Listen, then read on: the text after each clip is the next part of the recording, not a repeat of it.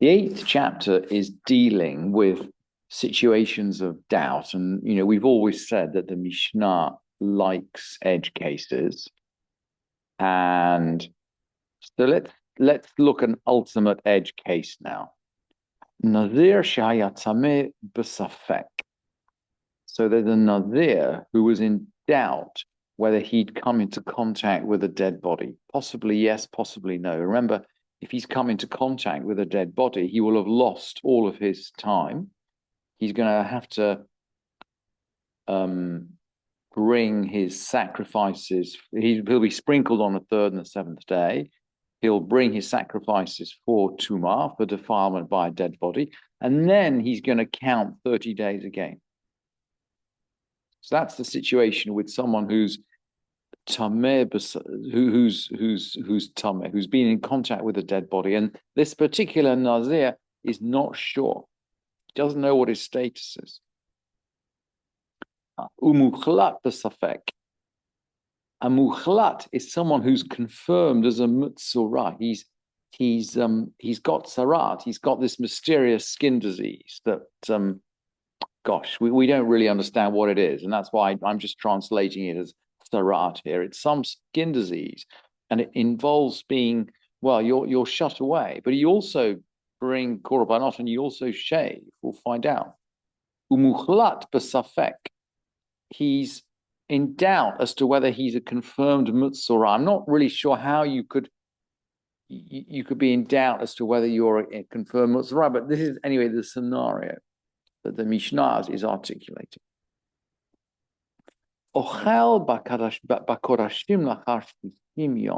So after 60 days, he can eat holy things again. And after 120 days, so two lots of 60 days, he can drink wine, and he can again come in contact with the dead. In other words, his Nazirut finishes 120 days later. This, by the way, is a minimal quantity, and the commentators point out that this is for someone who has a regular 30-day Nazirut. But if he had sworn 1 year, then rather than growing from 30 days to 120 days, he'd expand out from 1 year to 4 years. So be careful if you're going to be a Nazir and you sign up for a year. Anyway, just be careful what you wish for. Why is this?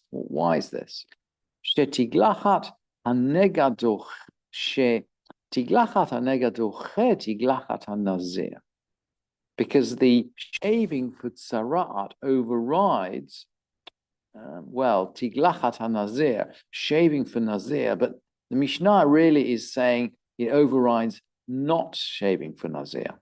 It overrides it. And let's just take a step out here and let's look at the Pesukim, because we don't necessarily understand what this shaving for tzarat is. What's going on with shaving for tzarat? We need to go back to Sefer Vayikra, to Leviticus. We're in the Parsha of Mutzorah. And the process of cleaning yourself, of let's say, repurification after Tzarat, after the Kohen declares that you're okay, you wash your clothes, you shave, you come in, and you're gonna bring two sacrifices at that point. And you come in back into the camp. And then you wait another 7 days. And then on the 7th day, you're going to shave again. And you're going to wash, and you're going to bring a second set of korbanot. So there are 2 shavings with the if you like, the re-entry from Sarat. And the Torah is very specific about the fact that they happen on the 7th day. And I guess that is why the Mishnah rules. The Mishnah rules, tiglachat ha-nega docha tiglachat ha-nazir. Shaving for tzurat overrides not shaving if you're a Nazir. In other words, if you're a Nazir, you do get to shave for the conclusion of your tzurat. But, here's the but, bisman shehi vadai, only when it's certain. Only when it's certain. Aval bisman shehi safek eina ducha. But if you're not certain whether you have sarat, at this point it doesn't override. So you can't just go out and shave on the seventh day. So, well, what are we going to do? Well, the regular Nazir can't shave for 30 days. The regular Nazir can't shave for 30 days. So rather than the 7-day interval before the first shaving, once he's declared okay, he's going to wait 30 days before he brings his first set of sacrifices. And then, of course, he's going to wait another. He's a dubious Nazir and Sarat. If he was a real Mutzorah, if he's a real Mutzorah, those days don't count for his Nazirut. So he's waited 30 days out of Safek, but he hasn't necessarily completed his Nazirut. He might be a real Mutzorah. So he's going to then wait another 30 days before bringing his second set of sacrifices. And that's why the Mishnah explains that he can eat consecrated food after 60 days. In other words, after 60 days, he's finished his purification from Sarat.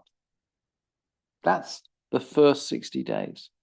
But it doesn't stop there. It doesn't stop because remember, Nazir Shahaya Tameh Safek. He was also in doubt as to whether he'd been defiled by contact with a dead body. So he has to bring the korbanot, and he's got to do the shaving associated with the tumah from the dead body. But it's a safek. It's a safek. So normally, if he knows he's come into contact with a dead body, he'd bring those after 7 days. But it's a safek. It doesn't. And by the way, that shaving would take precedence over the prohibition on shaving for the Nazir. Yeah, he'd have to start counting his Nazirut again from day one, but at least he shaves, he brings his korbanot on the 7th, on the 8th day, he sprinkled on the 3rd and the 7th days. In this case, it's a dubious contact with the dead. He's not going to bring the sacrifices to recover from contact with the dead until 30 days. So now we got a 3rd set of 30 days. And then finally he's clear of all of these dubious obligations, and then he can really serve out his 30 full days of Nazirut.